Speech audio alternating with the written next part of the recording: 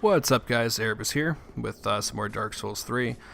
Today we're going to be invading in the Cathedral of the Deep, primarily, and a little bit later also in the Farron Swamp, the lower area with the poison. This is my level 30 invader character. And now, right off the bat, I don't know if you paid attention to whose world we invaded. I sure didn't. But I am under the impression here that I'm going to duel this Phantom while the host hangs out. And, then we'll go from there. This is actually the host. I did not notice at the time, but it's the host wearing the entry white ring, and the Phantom is wearing the entry dark ring. So, that explains a little bit here. Because I feel like I'm dueling the Phantom, and I don't know why the host keeps coming and poking at me, but it gets irritating. But then I realize it's because, by the end I figured out it's because it's the Phantom defending his host. You saw me miss a couple parries there. One thing that this cat does pretty well is stagger their R1s. So I even staggered the second parry attempt. I paused before letting it out, knowing that they were going to stagger their R1, and they staggered it even further. So good on them. Use the Estus as bait here to get this guy in close. And go ahead and riposte him. Not enough to one-shot, unfortunately. But I knew, seeing that target shield, I knew they're going to want to get a parry since I parried them. And they did, so I just walked around and backstabbed. It felt really douchey, but it also felt really good. But they get their heal off, and now we're back at square one, so I'm going to focus back on what I think is the Phantom. Because I typically like to kill Phantoms first, do as much as I can that doesn't involve the host before I actually go for the host and try to win. So, focus back to this cat. Now the Phantom has taken off their untrue dark ring, probably in favor of something better. I was confused at the time and thought perhaps they put on the untrue white ring for some reason. But yeah, it became clear by the end. But this cat doing a good job not getting guard broken, so I just... not getting guard broken specifically by the weapon art of the straight sword. So instead I just spam R1 into the shield since they can't parry and get the guard break and riposte. And that's when I learned that was the host. So I'm kind of disappointed, but turned out okay, I guess. Now this one starts off fairly confusing. So I see in the corner of the screen there blue sentinels taking damage. So I know two things. I know for sure that the Way of Blue Covenant is active. We've got at least one blue, probably two. If not two, we'll get a second. And I know that he's actively involved in fighting something. Now I just also saw a Dark Spirit health bar, which tells me that the dried fingers are active in order for me to have a teammate in this area, which also means that the host probably has several Phantoms. Then I get confused because I come over here and we've got red versus blue. And I'm not sure if I've walked into some sort of impromptu fight club or if the host is just hiding. I don't know if maybe there's a gaggle of reds somewhere that are being summoned. I don't know what's happening. So I come into the chapel to kind of check things out. I see nothing. I'm still not going to intervene with red versus blue here. But we have a second, the red and I, for some waggling. So I know now that we're on a team. He has just let me know with the waggle, hey, time to team up. It's not 1v1 o'clock. And now the host pops out. So now I have just determined what likely happened is this guy had a squad, the red wrecked his squad, and he went to hide. So I'm going to let the red take care of the blue, and I'm on this host. Doing lots of damage. He's just sitting on this circle on the floor, and I didn't put two and two together at the time. He's looking for the opportunity to start summoning his friends back. So now I'm kind of irritated, but the other red has taken out the blue, so we're going to have a little bit of time of 2v1, and then even once the Phantom comes in, it's going to be a 2v2. This guy does not get to have the advantage again. if he ever did. So the shout out to this red, by the way, does an excellent job this whole time. So the Phantom has come in now. I am originally sticking on this host because I've been on the host. I want the host. I'd rather have the red take the Phantom. So I checked to see that that's happening. And yes, he is 1v1ing the Phantom. Now another Phantom's loading in using a whip. So I'm going to back down. I can't parry a whip, and the straight sword doesn't have the poise to get through it, so I switched to my Astora greatsword so I can trade all day long with that whip. And that's what I'm going to try to do, and I'm mostly ignoring the host at this point because he's not that interesting, to be honest. Just kind of running around, getting a hit here and there. Mostly just being kind of irritating rather than actually threatening or challenging in any way. Now I see that the red and the other Phantom have departed, which actually I'm happy with, because that means that we're not going to be hitting each other. We're not going to be crossing paths. It's much better that way. It's a lot safer, realistically. So I'm just chilling here now. Red comes back in. He's killed the other Phantom. And now he's going for the whip user. So since he's taken the whip user, of course the host is trying to backstab him while he's fighting the Phantom. I'm not going to let that happen. So I'm coming in hot on this host. He's irritating me. I can tell that he's irritated the other red before, so I'm about done with his shit. Now you see me a couple times throwing out parries. Far too late. I don't know what was going on, if it was a lag on my controller, if the button input was taking a second, if there was some lag on my end there, or if my brain was just not working, because it easily could have been that. But either way, there was definitely a problem there. Those parries were way too late. Now I know this guy's summoning.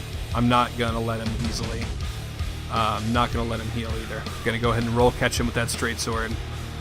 Give him the point down because he's trying to gank. And that's the end of that. Good job, Red.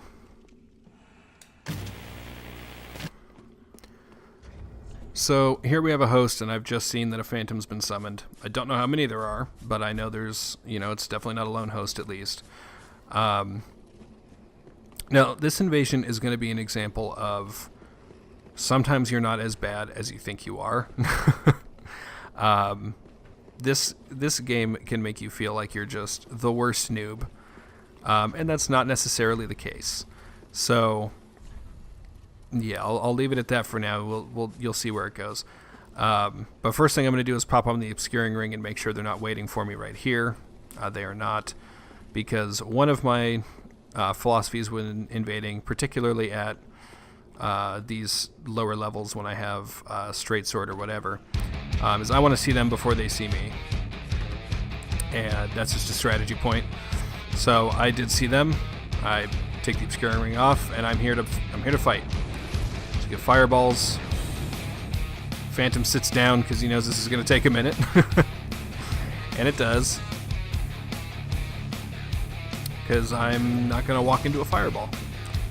Some lag on that particular one. Now the Phantom is slowly coming, but the fire's still coming, so I'm not going to be advancing too hard. Now they do not want to step outside of this chapel. Now I'm fast forwarding here because this section is extremely long and not a ton happens. And you see there, I guard break, get the shit kicked out of me. And that's going to be a theme for this fight, between guard breaking shields and getting parries. There's going to be several times when I can get criticals, but I'm denied by the other individual.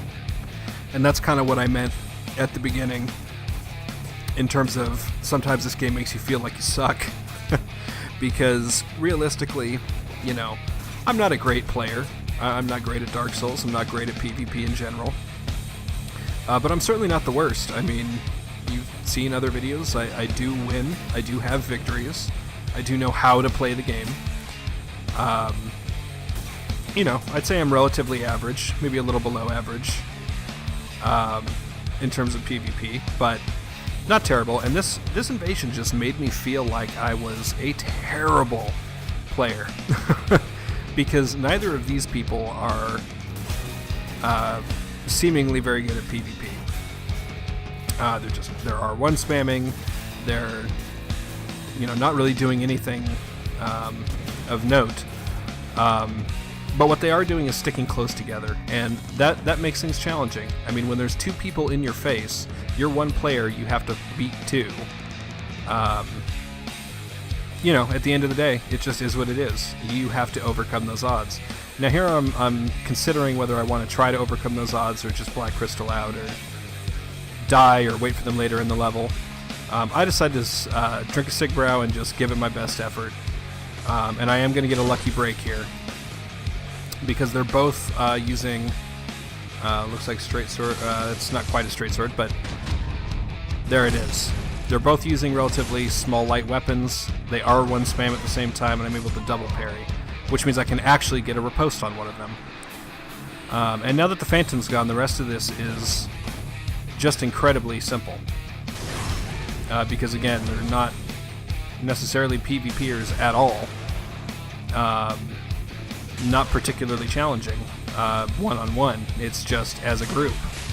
And that's often the case with any sort of team, or particularly with gang squads. That's often the case. Thanks for the backstab animation, Dark Souls. But that's often the case, and you just have to remind yourself occasionally that one-on-one, these people are easy to take down. And not that that's anything against them at all either, but just for personal self-confidence, you just have to remember that's just kind of how the game works. And it might make you feel bad to lose 2v1 or 3v1 when you don't feel like the other players are at the same level. But that's just the nature of the game. Get over it and have fun. Alright, so enough preaching. Here I see the host running up the stairs. He's got a Grave Warden on him, and he's by himself. So I'm just going to chill out and let him kill the Grave Warden before I start in on him, because I would like to have a legit duel. He got guard broken. I didn't notice that the first time, I don't think. I was checking my phone or something. But at any rate, the Grave Warden's now dead, and it's time for us to go for it. Now, I saw the the shield up and decided to go for the break. Now, I let him heal here because the bleed is not something I've inflicted, and so I don't want to take advantage of it. So I let that heal happen. I see that the maggots that he had on him have fallen off, so now we can have a legit duel. So I go for the R1s, get the guard break and the riposte. Didn't switch to my Dark Hand. I'm not sure why. Go for the follow-up there and miss it. And look what happens when you're honorable. Dude books it, and it's time to heal. So I'm kind of over the honor now. I do switch to the Dark Hand this time, and that's all there is to it. So thought about pointing down for the heals, but instead I just gave him a waggle. And the wave goodbye. Nice try. Alright, so now we're going to transition over to the swamp. A lot of people don't like to PvP in this area, whether it be, invaders don't like to invade here, hosts don't like to get invaded here, more so than anywhere else. And I don't really understand why, because poison is not that threatening. I personally don't care at all about poison, so I have a pretty good time here, especially because it does scare a lot of other people. You see that Phantom gets quickly dispatched. We have a Ringed Knight for a host, level 30 in the swamp. Ring Knight, sure, okay. So he's going into a bad situation there. I didn't notice at first. It becomes clear around there that I've been seated, which confused me because there's not really very many enemies over here, just these big guys, which he chose to run into. So I don't really know what the plan was there. I guess he was just hoping I'd be stupid enough to die. Sadly for him, that was not the case.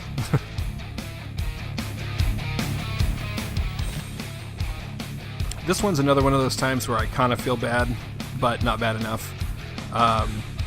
You see this host clearly is trying to progress through the level. They're putting out the fires to open the door to the Undead Legion. And he's all by himself. So, and he's poisoned.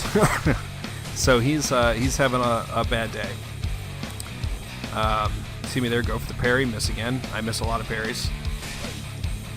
It's just the nature of not being great at it. But I will get one here with the prediction there. Originally, I wanted to let the poison kill him, but didn't work out that way, and that's okay. I give him a nice wave. I feel like that's the friendliest gesture. This clip's probably a little bit unnecessarily long, but sue me. One of the complaints about invading in this area that I do understand, and to an extent agree with, is that it can be hard to find your prey if they're not poisoned.